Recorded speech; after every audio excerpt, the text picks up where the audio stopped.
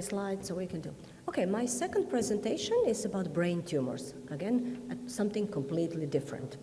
It's very difficult to teach on brain tumors. You will have to take a book and go one by one. There are so many tumors.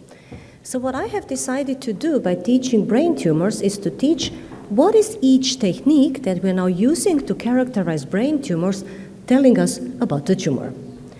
So what is our job? What is the job of a neuroradiologist in brain tumor imaging? The first objective is you have to figure out the right diagnosis. Means, is this a tumor? Am I looking at a tumor or something else? Once you have seen a tumor, you decided this is a tumor, you have to go with the question, is this benign or malignant tumor? The second imaging objective is to do treatment planning, which means you exactly have to define which part of the signal abnormalities is a tumor that should be taken out, and which part are just effects on the surrounding tissue, and which parts should be radiated.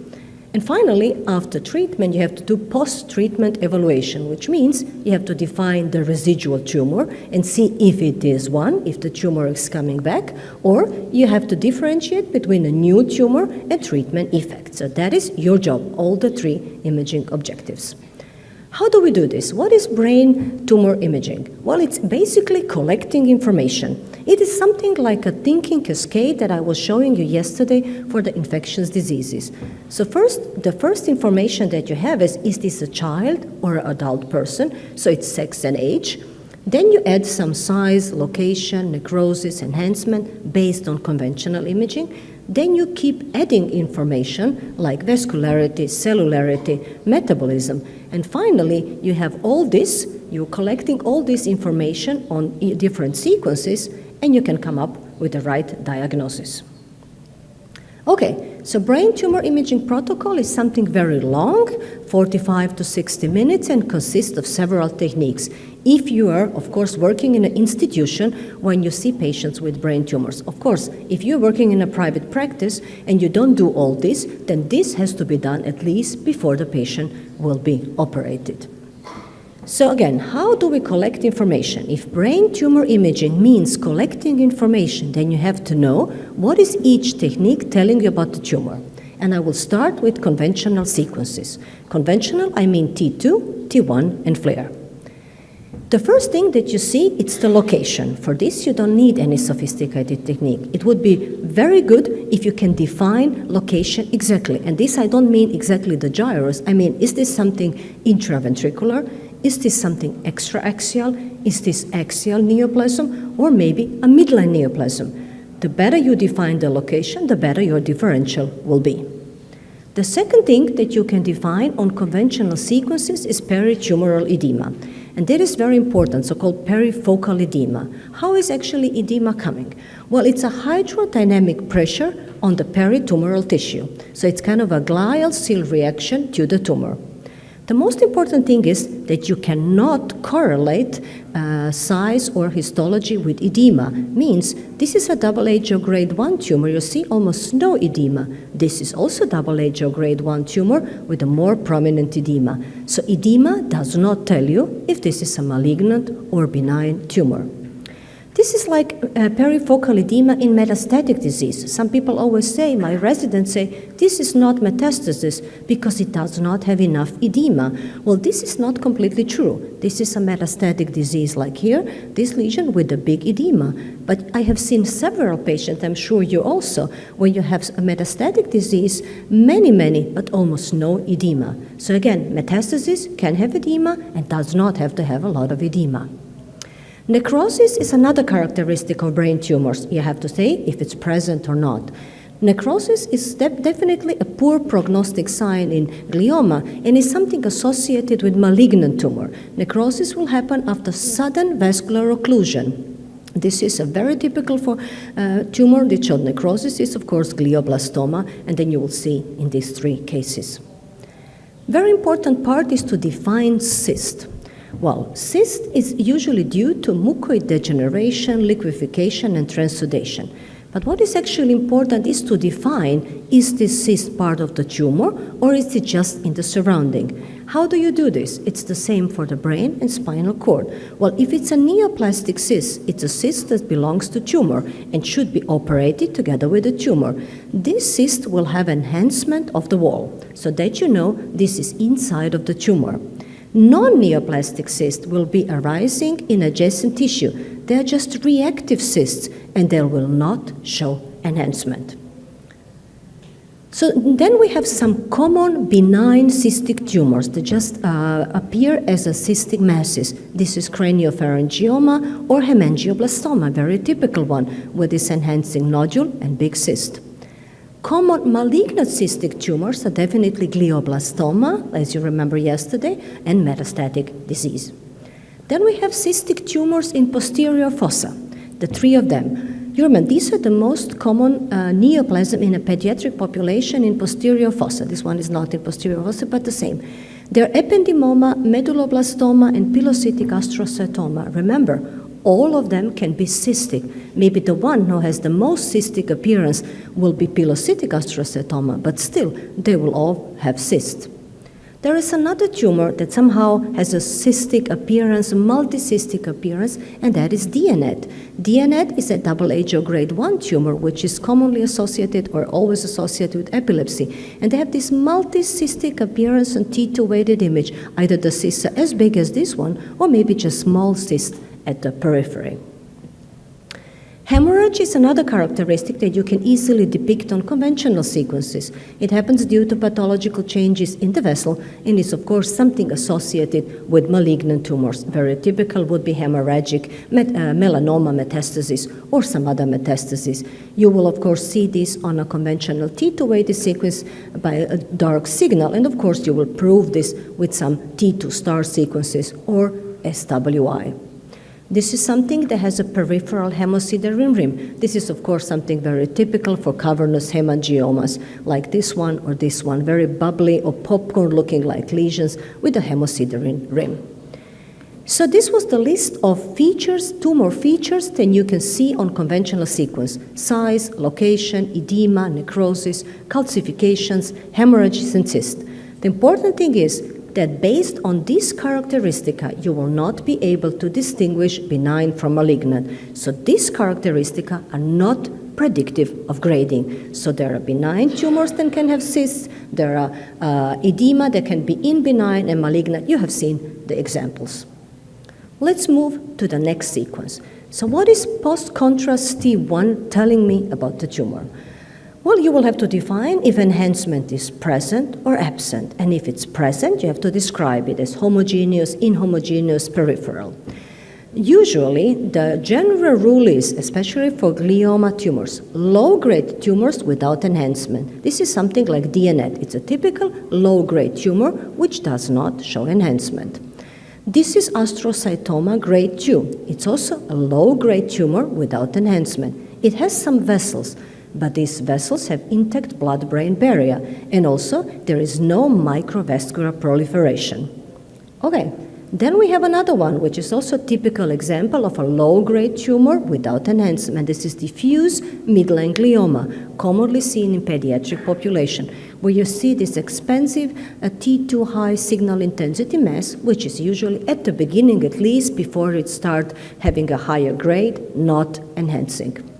Okay, so low-grade tumors are non-enhancing. Okay, so that means that high-grade tumors will be enhancing. This is, of course, true for glioblastoma, anaplastic astrocytoma, starting with grade 3.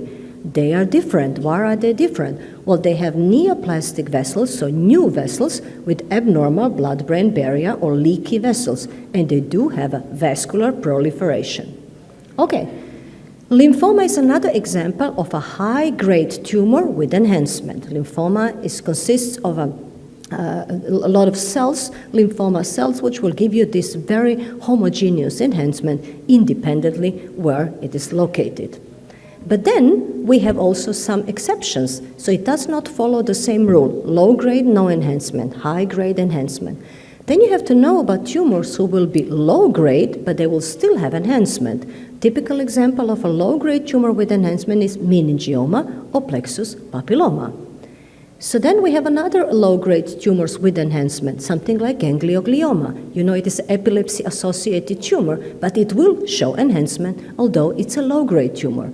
The same is for pilocytic astrocytomas. They're usually grade 1 or 2, so low-grade tumors, but they also do show relatively prominent enhancement.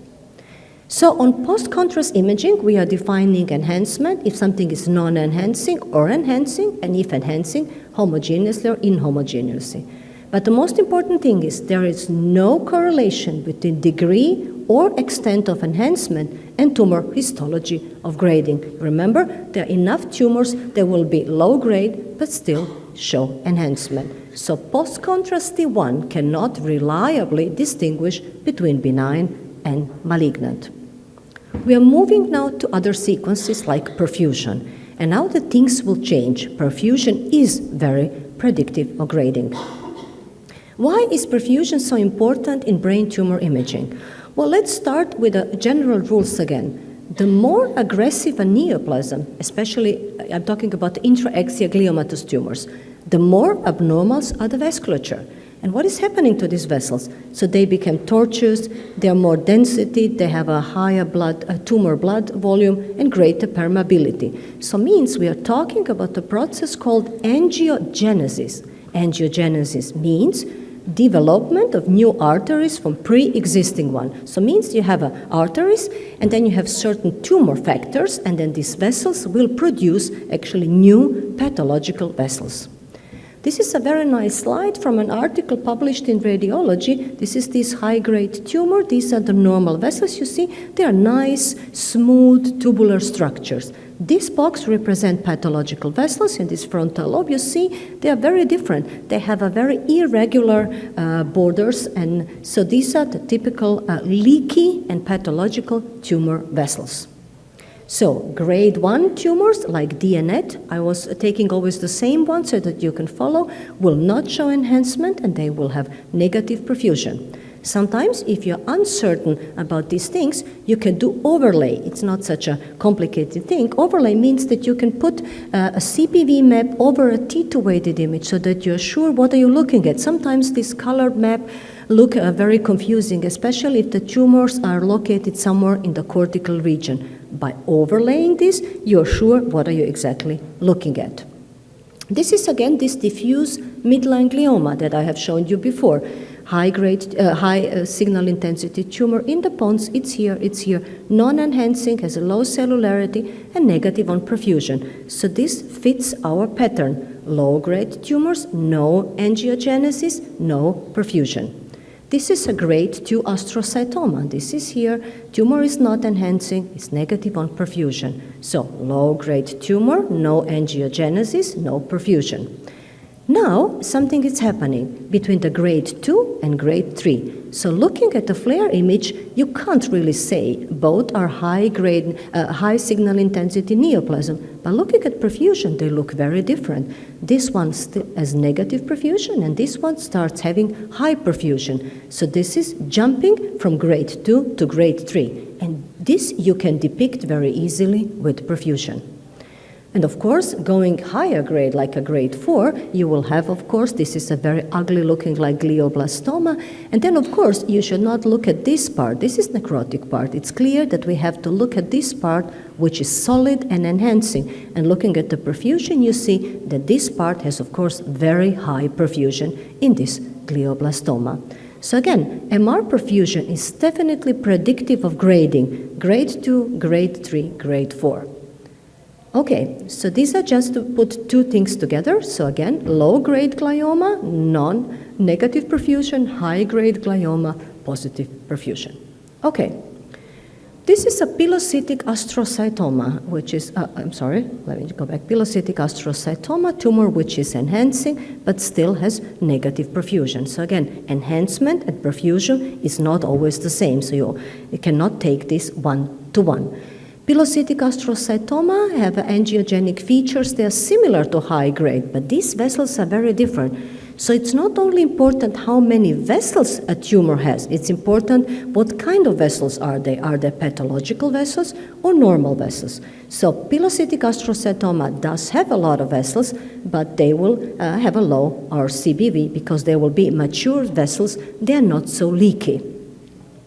This is a nice article that shows that perfusion and diffusion and spectroscopy can distinguish low-grade pilocytic astrocytoma from high-grade astrocytomas. You see, this is a very useful technique.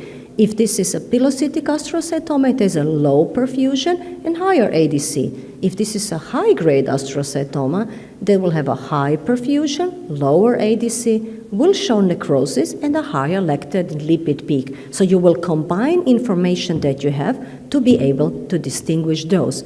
And conventional sequences are definitely not enough. We do have exceptions to the rules. Remember, like with enhancement, these are benign tumors that sometimes show aggressive features, so oligodendroneurocytoma. You have to know these exceptions because these exceptions do not follow the general rules. One tumor like this is oligodendroglioma. Oligodendroglioma can be low-grade and have positive perfusion, so this is certainly something that you have to know. The other possibility to have a low-grade tumor that has positive perfusion will be central neurocytoma. This, depending how many vessels central neurocytoma has, it will be enhancing and also positive on perfusion, although grade 2 tumors. This is a Lermie-Duclos disease or dysplastic cerebellar gangliocytoma, long name, but the imaging features are so specific, so typical, that you cannot miss it because it has this linear appearance of one of the cerebellar hemisphere. Will also be very positive on perfusion, although this is definitely not a high-grade tumor. Meningioma, I don't have to teach you this, that meningioma are low-grade tumors with positive perfusion and a high vascularity. Lymphoma is a very interesting tumor that you have to know. So people say, okay, if lymphoma is a high-grade tumor and is enhancing very homogeneous and vividly, why is then lymphoma being negative on perfusion? Well, there is a reason for that. Lymphoma have high cellularity, but they do not have neoangiogenesis. Means you have a lot of lymphoma cells, and these lymphoma cells, densely packed, will basically attack the vessel walls, so make the pre-existing vessels very leaky. So this is why lymphoma is having a very high, very prominent enhancement, but negative perfusion. So no neoangiogenesis, although high-grade tumor. So you see, to understand perfusion, it's important to know what is inside of this tumor. Vessels, yes or no? How many cells? Is this maybe a densely cellular tumor? And if vessels, yes, what kind of vessels? So I think you agree with me that neoangiogenesis and the knowledge about the vessel is very important key feature of a tumor. And of course, perfusion will be helpful and has the ability to distinguish benign from malignant.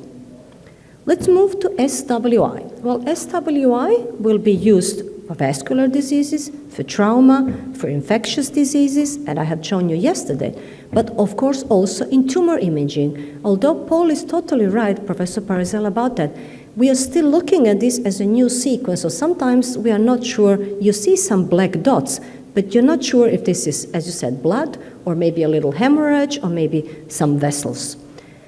There are a lot of tumors, usually low-grade tumors, show unremarkable actually on this SWI. So in these cases, it's not very helpful. Of course, in glioblastoma, this will look like this. Almost all glioblastoma that you detect will already be relatively black, full of black dots and lines on this SWI.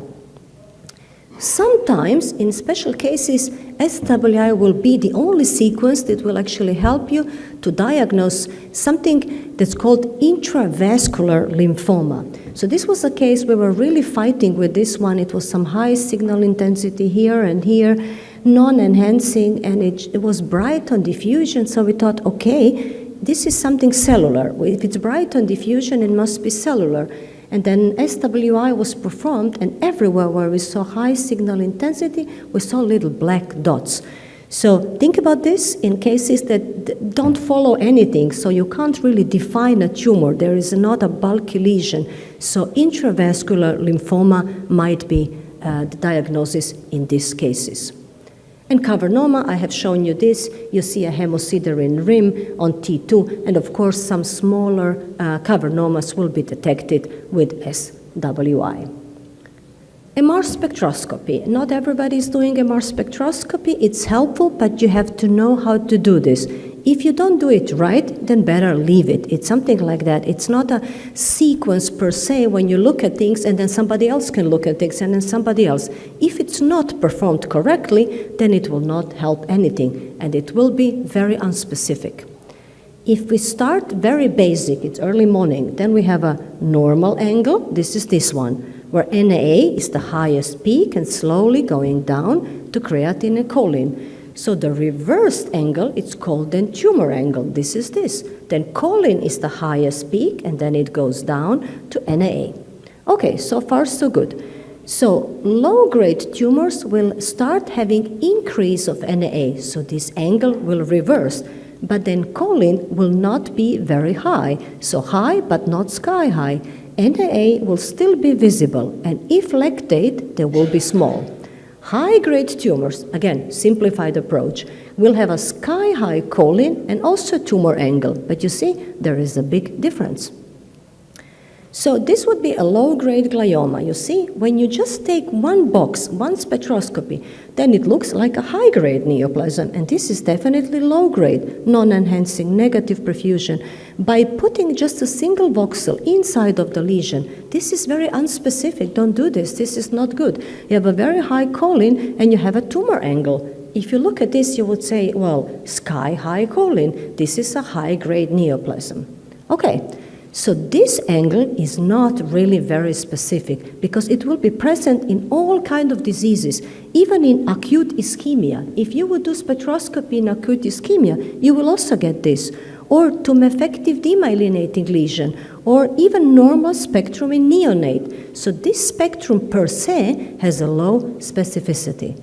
What you will have to do, if you do something, then do multivoxel spectroscopy in brain tumors, because then you see little boxes everywhere in this lesion, like in this case. And if you do this, this is one, and this is the other one that you look, and you always compare choline. It's not about the angle, it's about the choline in comparison to the normal appearing brain. So how high is this choline? Not in comparison to NAA, because everything which is destroying brain parenchyma will have low NAA and then high choline. So this doesn't matter. What matters is you have to see choline in the lesion and choline in the normal appearing white matter. So spectroscopy is also extremely helpful, which shows you tumor biology and gives you metabolic information, and certainly in combination with other sequences, it will be predictive of grading. So to distinguish benign from malignant, again, I'm talking about astrocytic tumors. Normally, these are just general rules, but they're helpful. Benign lesions have lower choline than malignant. Benign lesions have lower RCBB than malignant. So if I combine spectroscopy and perfusion, I will be very good, because combined measurement of choline and RCBB will have higher sensitivity than this or this alone. So this would be the best choice if you have to decide to combine spectroscopy and perfusion. We're coming to diffusion and DTI, so our last sequence in the brain tumor protocol. Well, when we look at diffusion, then we don't talk about vessels. Now we move to cellularity. So diffusion will tell us something about the cellularity of these tumors. I will put you 3 tumors and 3 times ADC. This is high ADC, so elevated diffusion. This is just mixed, and this is also low ADC. So this is astrocytoma, this is glioblastoma, and this is lymphoma. This is an example of a low cellularity tumor. This is mixed, and this is a very high cellularity tumor. So, okay, so low-grade neoplasm, talking about astrocytoma, have low cellularity and high ADC. Remember this case here? Non-enhancing, negative perfusion. they are mostly iso-intense on DWI and have a high ADC, so low cellularity neoplasm. This is lymphoma as an example of a high cellularity neoplasm, very densely packed lymphoma cells. So this will look like this, homogeneously bright on diffusion and a very low ADC. This WI is very good in distinguishing tumors in posterior fossa. We have talked about this, medulloblastoma, ependymoma, pilocytic astrocytoma. Let us look at this case. This is anaplastic medulloblastoma of midline, and look how bright it is on diffusion and a very low ADC. The lower the ADC, the more you go into medulloblastoma. This is pilocytic astrocytoma. You see, histology also looks very different. There are not so many densely packed cells as they are in medulloblastoma. This is this tumor, it's enhancing, it's iso-intense on DWI and has a high ADC. So tumors with a lower cellularity. So you see, there have been a lot of papers. I didn't want to torture you with this. I was trying to do this more as a teaching course. This is pilocytic. You see high ADC. In the middle somewhere is ependymoma, and then medulloblastoma, which will be very dark on this ADC map. Again, you cannot take only this to distinguish these three tumors, but the more cellular it is, the more maybe you should suggest medulloblastoma. Fibroteratography, I'm always joking and saying this is to impress our neurosurgeons, and let's be honest, this is not really important for the first diagnosis. Maybe later for neurosurgeons to say, of course you can do this in colors, of course you can turn this around and all this. But what is really important is to see what is this tumor doing to the tracts. Is the tracts are normal or just displaced and pushed around, or maybe these are disrupted like in this case. So this is what it is about. So cellularity is also one of very important key factors or features of the tumors and also can distinguish something benign. It is predictive of grading.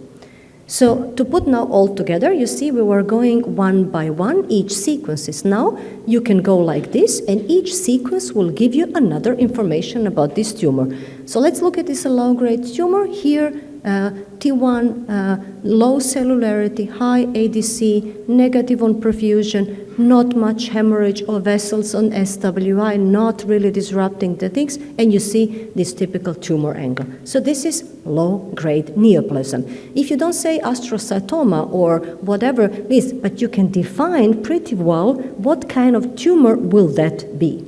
This is, on the other hand, a typical example of a high-grade tumor. So this is glioblastoma, ugly looking like tumor. I'm sure you will tell this also here. You see how much increased perfusion. You see how black it is on SWI, full of black dots and lines here, but the tumor angle remains the same. Okay, so then how do I know that the tumor is jumping from a low grade to high grade? So what am I looking at? If the question is this tumor stays the same or maybe it's going a higher grade? So what are pathological events of increasing a tumor grade? Well, increase cellularity. Tumor can increase cellularity and become more malignant. And this is actually what happens with gliomas under therapy. You will have to look at T2 and DWI. So if you want to say if the tumor has increased cellularity, you go back to T2 and diffusion. If you want to see if the tumor has developed necrosis, which is also something bad, then of course you will see T2, T1 with gadolinium. How to say if the tumor has increased vascularity? Well, then you will definitely need perfusion and SWI. If the tumor starts having more and more of black dots, maybe besides hemorrhage, these are also neoangiogenesis, some new pathological vessels. And how to say if the tumor has increased metabolic rates, then you will have to do spectroscopy. So you see, this is the information, and this is also very useful for following brain tumors and see what is happening. So this is such a tumor that you follow. Let's say this is a low-grade glioma, and it's always low-grade glioma, so these patients usually come every 3 months or every 6 months to look at it. It's not enough to do T1 with gadolinium and say, okay, everything stays the same, it's not enhancing. Well, if you would want to do really a good job, then you would have to do perfusion every time. This is this tumor, this is where it was. So it's somewhere here. It's non-enhancing and was always negative on perfusion. So one day, things start changes. I don't know, it was maybe the 5th or the 6th follow-up examination. On a post-enhancement, nothing, it's still the same. But looking at this, I detect, oh, what is this now? This was not here, maybe a little bit, but now it's much bigger. So RCBV starting increasing. That's the moment when you say, okay, something is happening here. And then it's a little bit later, then it's of course even more. You see this? Now from this, it starts being even higher, and then slowly you start seeing enhancement. So you see, this is slowly progressing. So again, perfect would be if we would have a possibility to follow these people with a complete brain tumor imaging protocol. And to be honest, this is not happening in Austria because we don't have a capacity to do all this at the university. And in a private practice, probably it's not so easy to do all this because you know how it is. It has to be a lot of patients, so they don't want to do a brain tumor protocol of 1 hour. So many times I have these patients, they come back to university, and they only have these sequences with gadolinium, and it's always the same. It's blah, blah, stays the same, and it's not enhancing. So that's not enough. This is another case, how you can help your clinicians. This was a huge tumor here, not enhancing. I had an impression I see some dots here, but looking at perfusion, it was not so completely negative. Something was here, and then also high choline, and you can again overlay this and then look what is happening to your tumor. Again, if you have time, if you have people to do this, and you work in a brain tumor institution. So the moment that it's important, when astrocytic tumors switch their grade, so let's say they are very good low-grade tumors, grade 1 and 2, and then all of a sudden 3, this moment is called angiogenic switch. Angiogenesis, switch. So they are transforming from a low grade to high grade, and the important studies have clearly shown that you can see increase in RCBV 12 months before you even see enhancement. This is just to show you again how important this is. Okay, so this is something that has been shown in every meeting. Maybe you have also seen this. Again, you see obviously that I like thinking cascade, I like things like that. If you're very experienced, you don't need it anymore. But sometimes at the beginning it's good, and then you print it and you have it in the reading room. And this is something, how to look at intraaxial brain masses, and you go slowly one by one, and then you come to diagnosis. And I'm going to show you an example for this. This is such a case, and it always starts, is this a tumor? Yes, I think it's a tumor. And then it goes, is it enhancing? And then you say yes. You see, it starts with enhancement, yes or no, and then it goes slowly down. It's enhancing, and then you look at diffusion, is it restricted or elevated? And then it goes to perfusion in the lesion, and then it's a high-grade neoplasm, and then you do a spectroscopy of edema, and then you come here. So it goes enhancement, diffusion, perfusion, and then at the end, to distinguish if this is a high-grade neoplasm, means glioblastoma, or metastatic disease, the last step that you have to do is perfusion and spectroscopy of edema. Why? Edema in a metastatic lesion is a vasogenic edema, let's say a good one. So spectrum of a vasogenic edema of a metastasis will be very different than glioblastoma. Glioblastoma is a very high-grade neoplasm, very malignant. So also edema is already glioblastoma. It's not a classical edema. Let me show you another case. This is here, it's enhancing or non-enhancing. This one is not enhancing, I don't see very good. And then you look at here, and then you do a perfusion, and then you jump, it's a high-grade neoplasm. You know, it's not important what it is, I just wanted to show you how this is working. This is another one, enhancing lesion, has elevated diffusion, it's positive on perfusion, and then you see spectroscopy and perfusion of edema, and then you see this is metastatic disease. So it goes slowly down, down, down until the last one. It's actually a very good paper published in Radiology. Okay, so let's do like yesterday. Now we do some cases. You don't have to do anything. You can relax, and I will just talk. You just don't fall asleep. Is that a deal? Okay, good. So this is such a case, an adult patient. This is flare. This is T1 with gadolinium, diffusion, and T2. And then you go. Again, first T2. It's very dark on this flare, no? And the lesion is dark on T2. What is this telling you? Highly cellular neoplasm, is not something cystic. Then it has some edema, and it's very homogeneously enhancing. And then you go to diffusion. Okay, it's enhancing, it's highly cellular, and then you look at diffusion. It's actually dark on this ADC. So it's obviously something highly cellular with a nice enhancing thing. There are two more lesions, one is here and one is here. So this is clearly what? This is, what would you say, what is this? In an adult person, something highly cellular, homogeneously enhancing with several lesions. And also lesions close to the ventricle, because there's a certain tumor that likes the middle, that likes the ventricle, so this will be lymphoma, exactly. This is lymphoma, and it's at all characteristics, even if I don't have perfusion or spectroscopy. Good location, homogeneous enhancement, dark on T2, and a high cellularity. This is another one. This one has an inhomogeneous enhancement, something peripheral can't really say. Looking at this and this, it's relatively bright on this flare. It has a relatively low ADC and negative on perfusion. So what will this be? Negative on perfusion, high cellularity. You can go easily with lymphoma. The only problem is, why is it inhomogeneously enhancing? Well, because the patient is immune suppressed. Immune-suppressed patients will have lymphoma. They're enhancing irregular and peripheral. So this is also lymphoma.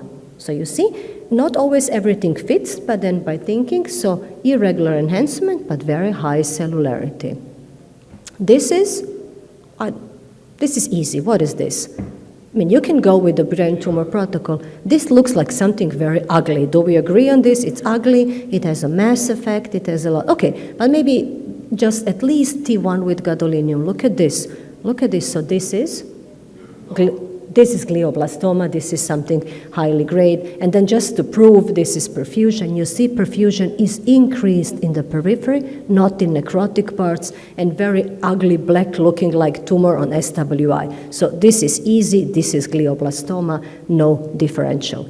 I just put this tumor, then you know where it is. It has edema, enhancement, and then again, every sequence gives you the information and you come to diagnosis. Is that clear so far? Todo claro? Questo momento? Okay, good. This is the one I think I have shown you yesterday, this one. If you remember, I'm just checking if you were sleeping yesterday or were you following. So this is this ring enhancing lesion. You see positive perfusion, dots and lines. This is also glioblastoma. Okay? Good. This is the one that we have seen today. Again, we analyzed together. It's here in the pons. Pons is enlarged. It's non-enhancing. It's low, it has a low cellularity, and it has negative perfusion. So this can only be diffuse midline glioma. Or you can say tumor in the pons, which has a low cellularity and probably low grade, even if you don't put the exact name. Okay, this one, again, some of the pictures you have seen already during my lecture, but I keep repeating this because I think if you see too many things, you will not memorize anything. So this is in the left cerebellar hemisphere. Here, you see this diffusion and ADC, very bright on diffusion, low ADC. Must be something very cellular. And then you give contrast, and it's homogeneously enhancing with these little lines going inside, like a spread of the tumor to perivascular spaces, and then negative perfusion. This combination is lymphoma. This information, this is lymphoma. Okay? This is how it works. Good. Then this one. What is this one? This was, I think, 60 years old lady, if I correctly remember. It's definitely, I always say my residents, they just don't say anything. And I said, you always know something. Start with the location in the brain. Say it's in the brain. It's somewhere. It's a midline tumor, no? This is something in midline. Again, go back to flare and T2. It's obviously very dark. Look how dark this is on T2. So it's nothing cystic, right? So we stop thinking about craniopharyngioma. It has edema and very homogeneously enhancing. So tumor that is Low on T2 has a very high cellularity and homogeneously enhancing, independently where it's located. You should say? What? Say something. Yeah, it could also be, this was supracellular lymphoma. Again, independently where it's located. Lymphomas are very common, and they can look like, they can be smaller and bigger and multifocal and enhancing, so this is also lymphoma. This is a patient, 45, HIV positive. These patients are a little difficult, so you have this big lesion here, and its enhancement, it's there, but it's not much, so peripheral and enhancing. Okay, let's see what I have more. Then this is coronal, this and this ugly looking like lesions. It can be either, what would you say? It can be toxo, it can be lymphoma, right? Necrotic, strange enhancing lesions. It's very difficult. And yesterday, remember the question how to distinguish lymphoma from metastasis, so lymphoma from toxo. There is nothing real that I can give you. But looking carefully and looking for details. And now the detail that I want to show you is I looked at the ventricles. And this question comes, I always look at ventricle and see, maybe I see something, because very commonly you see a thin line. I don't even know if you can see the thin line around the ventricles. It's here. And I was then looking around the ventricle and I saw this on T2 going around the ventricles. Toxo is not doing this. So I don't need diffusion and any complicated techniques. I said, this is lymphoma because this is growing around the ventricles, even if the enhancement was not so prominent. And this was also positive on this PET scan. So you see, maybe some little details and hints will be helpful without techniques. Okay. Then this one you will make a diagnosis, I'm sure. It's a 20-year-old male, young individual. There is this tumor, right? Where is this tumor located? It's in a region of foramen Monroy. Okay, this is CT, so it has calcification. It's enhancing, maybe not much, and it has, dot-like increased enhancement. So what is this? Central neurocytoma, exactly. This is what it is. The age fits, the location fits, everything. It has some kind of a middle-sized vascularity, and positive perfusion. And it is low-grade or high-grade? Is this a low-grade tumor or high-grade tumor? It's a low-grade tumor, usually grade 2. Okay, so this is another case. I think there are two different patients. This one is T2 high, this one is T2 high.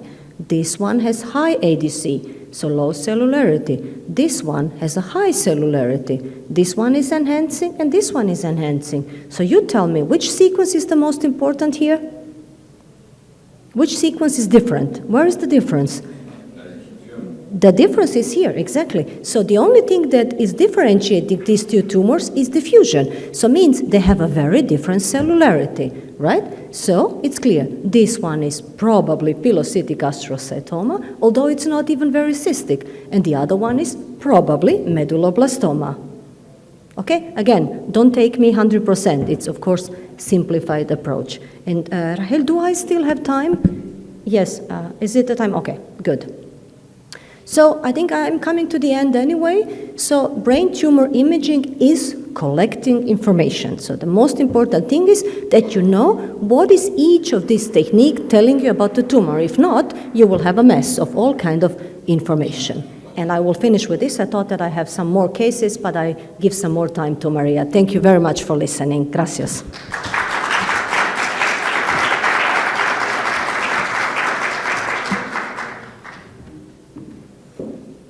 Otra vez, disculpas por haber comenzado un poquito tarde, pero ya hemos recibido un regalo de la doctora Mazda, una presentación estupenda, y quisiera saber si alguien tiene preguntas para ella, por favor. ¿Sí? Sí, claro. En el caso de la espectroscopía, que mencionó que algo en específico, ¿en qué caso ve que la colina está aumentada más allá de los tumores de alto grado? ¿En qué otra patología encuentra la colina aumentada? Okay, am I getting that right? In a case of a tumor, when you do spectroscopy and you look at choline, now we're talking about spectroscopy and choline in tumors. Yeah, but Yes. other Okay. than high-grade tumors, Yeah. in which other pathologies do you find choline very high? Okay. In acute ischemia, acute ischemia, tumor-effective demyelinating lesion, what I mean is if you do single voxel in the lesion, then choline will be high in ischemia, in tumor-effective demyelination, and some other diseases. But then what you will look choline with a normal choline of a normal brain. If this is real tumor, then choline will be higher than normal choline. If it's multiple sclerosis, choline will be lower than normal tumor. If it's ischemia, choline will be normal. So Okay. again, it's not the voxel inside choline, it's choline with a normal appearing white matter. It's okay, I'm speaking very loud normally. Loud and very fast. Yes. Y la segunda pregunta es, en el caso de los linfomas que tienen perfusión negativa, y cómo diferenciar actividad del linfoma, diferenciarlo de aquellos que están bajo tratamiento de quimioterapia, donde también la perfusión va a dar negativa. Okay, this was difficult, I will try. How to distinguish in cases of lymphoma, when perfusion is negative, Yeah. how to distinguish lymphoma from Bajo this tratamiento. part? Evolution and the response to treatment. Yeah, but then you don't use this. This is not used for lymphoma. Lymphoma you just use if enhancement is going down or not, if the tumor is. So then this is not perfusion thing. So Okay. because perfusion is negative, so what, Okay. you don't need it then for, this is just for astrocytoma, glioma, and these tumors, not for lymphoma. For lymphoma, we just say if enhancement is going down, so decrease, yes? Yes. How do you say decrease or not? Or if it's a new leptomeningeal enhancement, but not perfusion, then we don't Okay. use perfusion. Pero ¿y si hay realce es porque hay actividad? If there is enhancement, Enhancement, if this is activity. Yes, it is, yes. If an enhancing is bad thing, yes, that's activity. Ah, okay. ¿alguna otra pregunta? ¿Alguien más?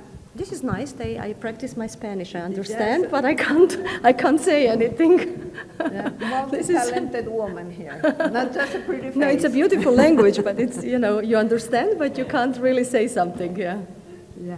And you said something about edema, peritumoral edema, Yes. and spectroscopy, Yes, and comparing this to GBM, to glioblastoma. yes, Right? right. So can you clarify that a little Okay. bit for us? So sometimes you have a solitary necrotic lesion in the brain, and then neurosurgeons say, okay, are you sure is this glioblastoma, or could this be solitary cystic metastasis? It's typical situation. Then you will have to answer this. Of course, you look the whole brain, any other small little metastasis. If you find the second one, probably is metastasis. If you don't, then you do spectroscopy and perfusion of edema. In metastatic disease, choline will be not high. It has a normal spectrum because it's just water. It's a vasogenic edema. If it's glioblastoma, edema will look like the tumor itself. It will have a high choline, low Na. Okay? Yeah? Ya. ¿Está claro para todos lo que acaba de decir la doctora? Eso es bien importante. Naturalmente todo claro, Rachel. Sí. Yeah? Thank you. Muchísimas gracias otra vez.